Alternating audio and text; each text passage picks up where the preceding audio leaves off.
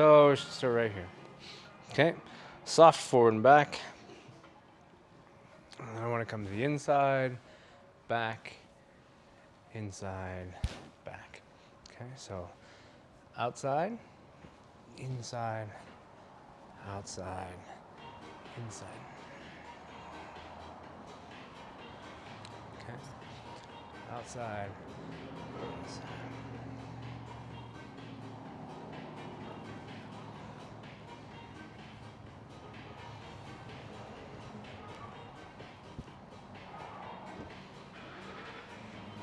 Okay, nice and simple, just gonna warm up, just like that. Okay, and we'll change in a moment. Detail, this emphasis is here. So as I come into this space, we're moving. Before it was a pattern, right? So she goes to the outside, I go to the outside.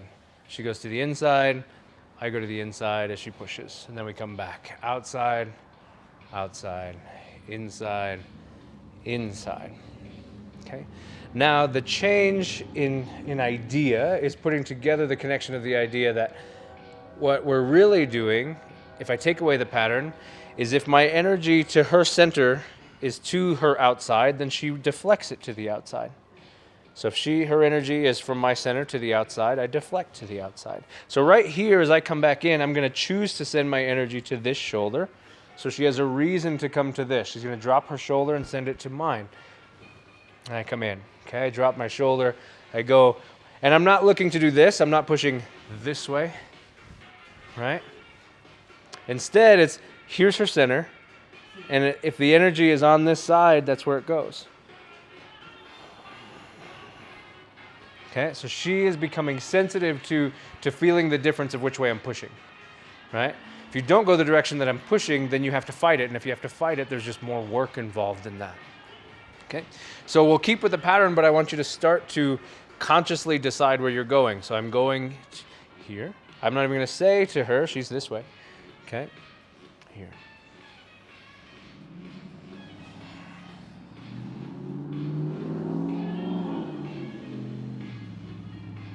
Good. So a thing, there it is, a thing that happened just now, if you caught it, as I came in here, she ended up here. Okay. So when she pushes to my far shoulder, I want my wrist lower than my elbow. Okay, so I have this space here trapping across. Okay, that's it. So it's not just that I've got this elbow to her face, it's that I'm actually creating a structure that is trapping her arm, at least for a moment, in between that space. She has to do something to change where that space is. And then we'll add in a minute, and you'll kind of see how this all falls together. Let's try. Sure. Okay, so starting from that contact, this is what we're looking at. Building contact, building sensitivity here, right? Also building mobility. I'm not, go ahead and push this way. I'm not, right? As she presses, I move. See the invite that I do? I invite her to here. I invite her to here, okay?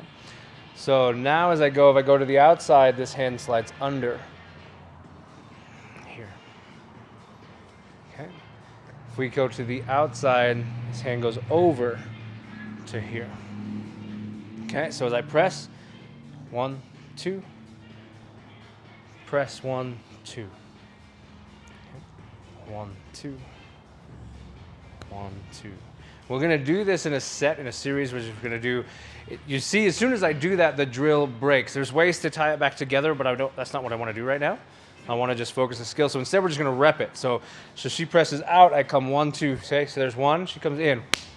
That's 2, so that's 1 for each. So here's number 2. Here's number 2. Here's number 3. Here's number 3. Okay, just going to 5. There's 4. And 5, and now as I press, she does. Good. There it is. Okay, and then back to here.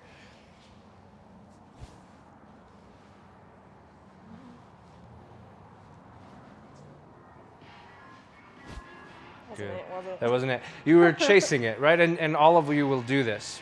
Because this This motion has this back and forth sawing, and sometimes we call it the violin motion. There are times if I press here and she does this technique, go ahead, you hit that, you come here, we come back. Then as I come back, sometimes she rides with it. She wants to ride with it, which is valid. It's a thing that you could do, right? If my arm comes back, there's no reason why you can't absorb that space and start working. In the drill, she's specifically working off of my pressure. So this is the opposite of pressure, right? So you just delay a second and allow that to come. We come back. There, okay, so as I retract, that's when you stay, and now it comes back out, okay? There's plenty of times, and Angie is well trained, that space disappears, she moves into it, because that's how you manage, right? That space, you get rid of that space. If they want to retract, if they want to disappear, then you come with it, and don't give that to them, okay? But so for here, we're gonna work off the pressure. I press to this side, she fought it, I'm pressing this, feel it, there it is. Tap it down and hit, okay? And now I press to this side, and that's 1, okay? Go to 5, switch sides, go to 5, switch sides. All right.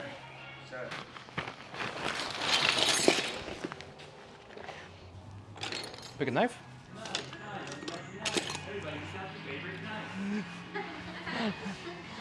Okay, so now what I'm looking at is from this contact. Okay, as she presses this way, there's my slash, okay?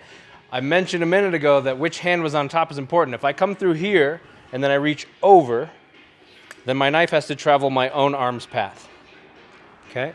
So when I draw through here, I come under so that my knife has a clear path to its space. As we come over here, okay, so a second ago we had kind of hits, but the entire action was finding these things.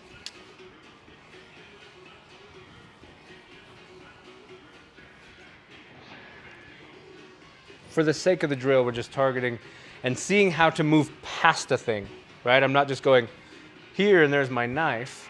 Instead, I'm moving past a thing, okay? That's the way that's how slashing works, because you got to go past a thing. So much more dead. So much more dead. Your targets could be different, and you could obviously choose different things. And this could be, if this wasn't a knife, I mean, this could be hitting with the blunt end of something. You have a lot of different ways that this could manifest, right? And we're typically not working to go straight to killing you dead. But in the case of the drill, I'm just working for how do I get a clean line. I go from where she's changed this space, I change this space, and I'm immediately to my target. Now, this could be different, right? There's a lot of places I could go. Okay. The knife work, my opinion, the knife work in the Filipino martial arts is not a defensive, let me stop you. It's an offensive, let me end you, right? And then I could choose not to be very violent about it. But the skill itself, the knife skill of Escrima, is not really how, in my opinion, it's not really how to manage a knife or manage somebody else with a knife. It's more how to use a knife. How do I use a knife? And if I know how to use a knife, then I have some understanding of how somebody else could use a knife, right? But the truth is I'm never going, okay, well, I could just do this, and then this is fine, and then we're good. No, I'm looking for how do I cut? Okay? It has a weird context, because people see how to, well, I block. You know, when they work with a stick, they think I block things. I think, no, you're never really blocking anything. You just hit. You hit. Okay? She moves, I hit. Okay? And that's why we don't target the stick very often. The stick is only to manage a redirection. The stick in a close quarter is things like this, right? Which we turn that around. This is the context of my stick in a close quarter. Is just making sure that I've managed this, and there's my space, right? I'm not looking to block this. I'm not going to come out. She comes with this, and I'm going tink, tink, right? You can see how hard it is, and I even knew she was coming. Okay, so instead, I'm dealing with this. I know where the arm is. I know where that is. So our drill now, from this pressure, if she presses to the outside, I fold to the inside, I come underneath. Notice that this just becomes this. Really? That's all I'm really doing. I'm coming in here, there. Okay? From this press, I clear this, and I come through. I'm not looking for a big slash. I could step off and slash down, but that steps towards her tools. Instead, I just think through. Straight line. When I was doing it empty hand, you saw that I wasn't really doing this, I was kind of doing this, right? I was bringing the hand down and then bringing the hand in. And that was to have those motions of the slash and the thrusting slash. So that's what we're doing. Let's grab a partner and let's cut each other. Here, please. So some of you have probably noticed, Joel definitely did and mentioned it. All we're doing is parata, right? That's what's happening. When I'm here, I move into parata and back out, move into parata and back out, okay? So for context, just so the context exists, I'm gonna borrow Ben's stick and just look at the same idea, parata, parata. That's all that's happening. If I need to go low, I'm dropping down, okay? Which exists on the inside. So if she presses to the inside, I might come here, but I might also come here. Okay, it's just parata positions, just passing and keeping you where I need you to be. Okay, now we're gonna work into a thing called palasut. Palasut just means to let it pass. Okay, so from this space, we're gonna start with that slashing. She's got the big slash and I come in, I turn. We're gonna turn this way so you can see the motion. This is not good enough. She slashes the inside of the arm, right? So this is bad, call this bad hand. She's got that, or just drop below it, slash this. Okay, so I come here, she immediately slash, don't even think, just, okay? Don't even think, there it is. Okay, if I come here, don't even think, just slash. Okay, she's got the neck there, she's got the arm here. So I turn and create space. I meet the angle of this, and then as she continues to slash, I ride with it. There's that same sensitivity that we've been working right here. As I move into that parata, come through and I control this. I tap this up, slash this out. Okay, call this the front door. I go out the front door. Okay. This drill works. We're both in sock sock, tip up. I can go to pakal, she stays sock sock. Here, she goes to pakal, I go sock sock. Okay, doesn't change. We're both pakal. Doesn't change. Okay, so here's the space. We're gonna show the whole drill and then we'll work back its pieces. So in, I move in, she continues to the belly, I let this pass, palasut, pop this, and cut this, right? As I do that, she creates space and she's going to pass this. She's gonna push it out the way it wants to go, and her hand is already high. So it just goes right to the throat. So we're here, down, she traps the elbow, slashes the neck. Okay. Okay. This drill is asymmetrical. We don't do the same thing. So it doesn't loop back and we both get to practice both sides. You have to actually switch sides. But so we continue. I come here, here. I trap up, I slash the hand. So moving for the camera position. We come here, go again, start from the beginning, in, out, here. I pass and I slash up. Okay, take the fingers, take the wrist, and I thrust. Her option to the thrust is not to get inside of it, because if she goes inside of it, we're back to bad hand. So instead she pushes it across, and she actually is going to pass it down. Go ahead, we'll turn for you. Okay, she passes this down and grabs it. Get a thumb in there too, get a whole grip, because now she's got control of this and she slashes. Here it is. So that's the beginning of the drill starting again. So we work, I pass this down, I slash, she covers, I slash, she covers. We come through, she's gonna pass that down, grab the wrist. I have to move back and clear this so that I'm ready to start again.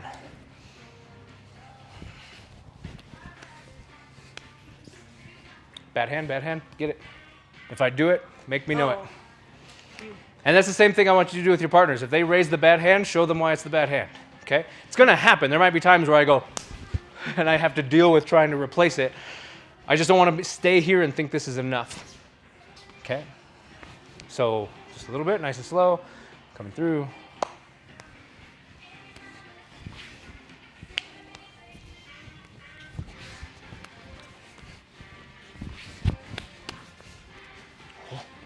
Almost lost it.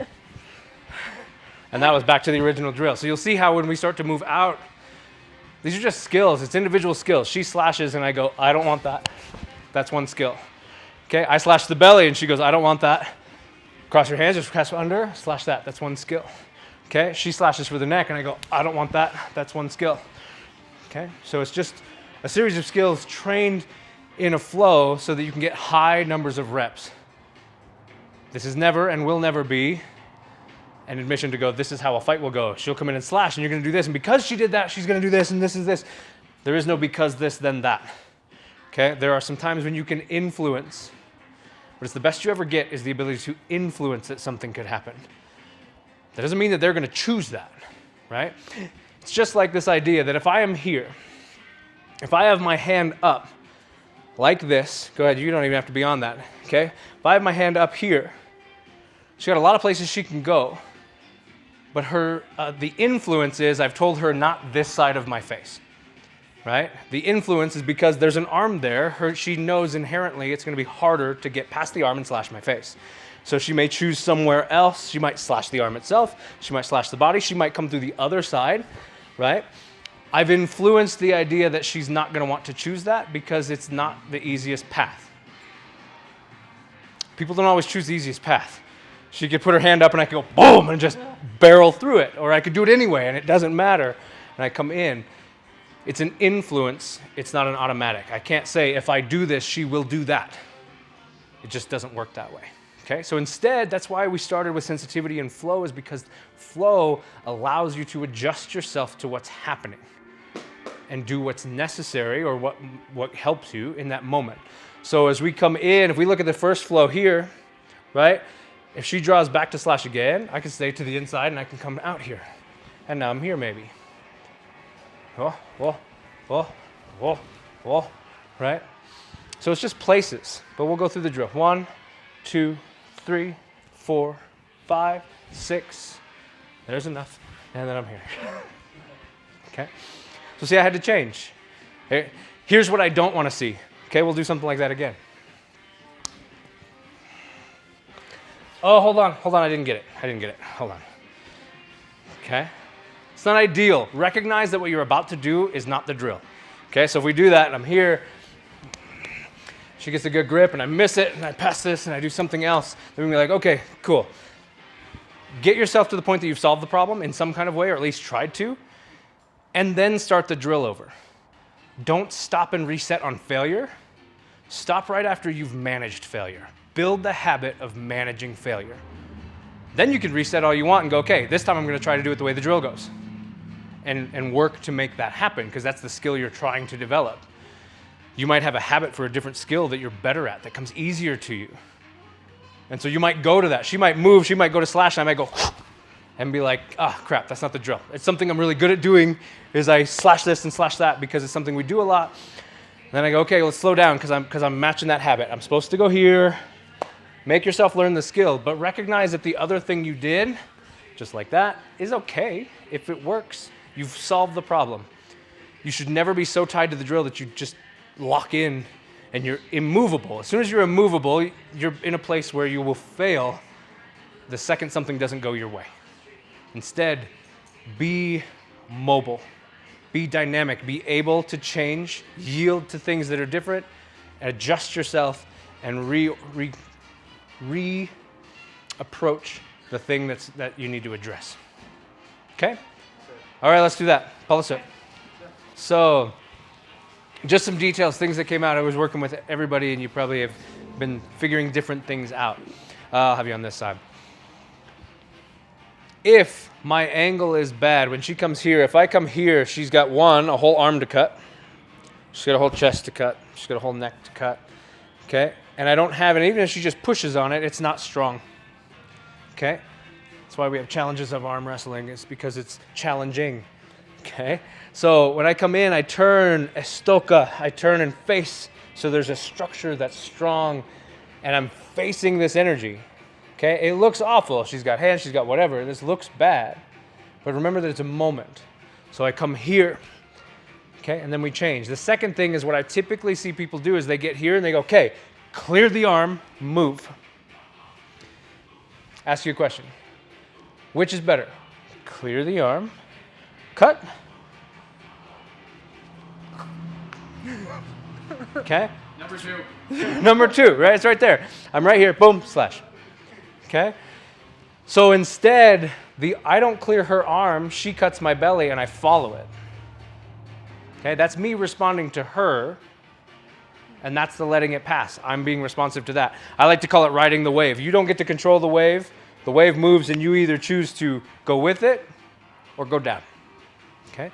So we come through, in, down, through. She wants to come, and she comes right into that space. She passes this and brings this up high. She's right there. Okay? So I have to turn, and I just get a slash on the way by. Okay? I've got this space, or as I was first taught, the fingers. So I move here. I thrust in. Okay? If she goes to the inside, this was one that came up a bunch. As people come to the inside, if they clear that, I just turn. It's bad hand again, right? Bad hand is the inside. She passes it across, and she actually passes it down to control it. I can't clear this fast enough because that's coming. So instead, I increase the distance. As this comes, I move over here. Okay? Notice that I'm moving 2 things. I'm moving enough that her hand has to extend, which is good for me. Then I can come here. Then I can cut that. Okay? So that's one thing, but it's also just buying me time here. And then I start again. As I turn, I have to move into this. We go, we cut.